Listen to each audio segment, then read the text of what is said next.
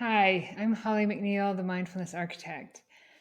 And I was recording a podcast episode today when I became a little emotional about the fires going on in California. I live about an hour south of the Pacific Palisades fire in Orange County in Irvine. And my guest was saying, hey, if you want to reschedule, that's fine. But she she suggested just being honest about how I was feeling, and so I did, and I almost started to cry. So I thought I might come on for a minute to talk about it, to talk about what's going on in California, in LA, how people might be feeling, how I'm feeling, and how devastating it is. Certainly, I can't imagine being up there, closer than I already am. It is scary living here in California, knowing that it's so dry, and with the climate change, the global warming going on, that this could be the new norm, that this is becoming the new normal of these fires, and what that means for us, for our future, and as humans, for the future of humanity, and for how we've treated this planet, and how we're now having to, we are living the consequences of that consumerism and carelessness, I guess. So, being an hour south, it's still very heavy on my heart. I did the Hollywood Fringe Festival back in 2023, and I met a lot of lovely people who live up there. My niece is up there in Eagle Rock. My stepchildren are up there. My son's in Long Beach. And so they've been doing some moving to get away from the smoke. I've got good friends up there, worried about their homes. Many people, obviously, that have lost their homes. So I just want to come on and take a deep breath and say, now is the time to be honest and okay with your feelings. Like, what the fuck is happening? And as far as mindfulness goes, the more this is affecting you on the outside, really is kind of depending on how connected you are on the inside, how much you really know about your own habits and patterns and fears, right? This is bringing up a lot of fear in everyone.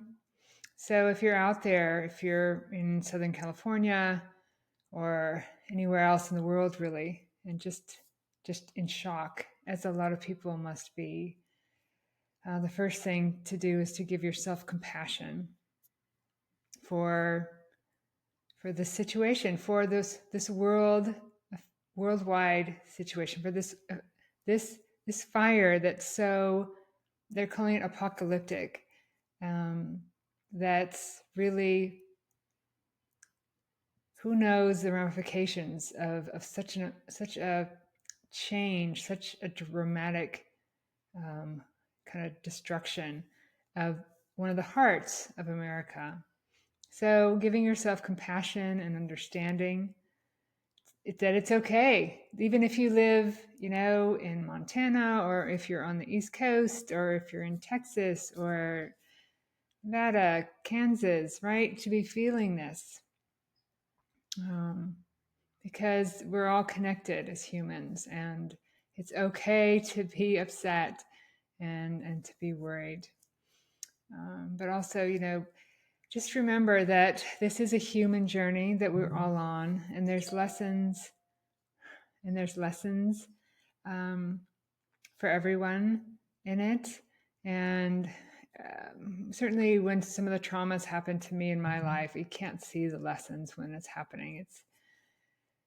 It feels so unfair and so not your fault and so devastated. And in the case of the people who just lost everything, so destructive.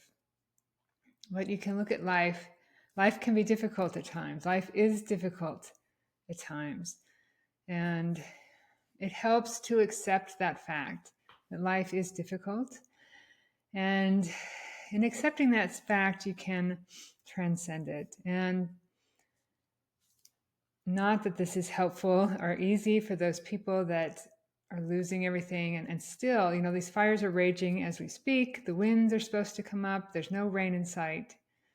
So this is all desperate times. So please, first of all, of course, take the time. We'll all need to take the time, first of all, to get these fires out, to pray for rain and pray for the firefighters and pray for the wind to be favorable and pray for everyone that lives up there. And then we'll need the time to heal from these fires, to see the scars and the wounds, and give ourselves the space and time to grieve the beautiful loss of that ocean side, of that drive. I just drove up to Paso Robles, right through that area, Pacific Palisades and Santa Monica, New Year's Eve weekend. And it's gorgeous up there. And so to grieve that loss, but then in time, to find our strength, to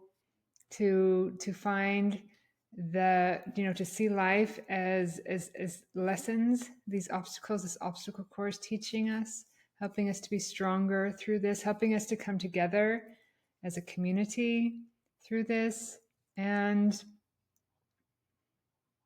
doing the best we can in this beautiful world, to do what we can for this beautiful earth, to find the compassion in ourselves and others, the strength in ourselves to help others, to serve others in this time, and to grow and to evolve. Because that's what this human journey is all about. We're here on Earth for such a short amount of time, 80 years, if we're lucky, for some people much less, for some people more. But it's an unfolding of a journey that can be difficult, but there can be so many rewards if we really open our hearts to what life is showing us and what we can learn from it. And so, again, I just wanted to come on because I'm feeling pretty emotional right now, sitting down here in Orange County, safe in my home for now.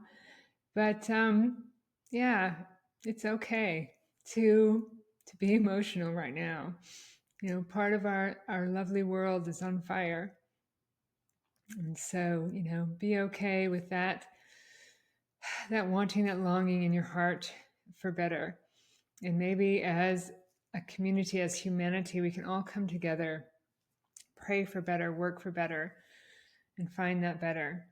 So for all of you out there fighting to get this fire out, all of you devastated by it, please know that you're in my heart and in my prayers, and keep going. Keep going and you will find your way. Thank you.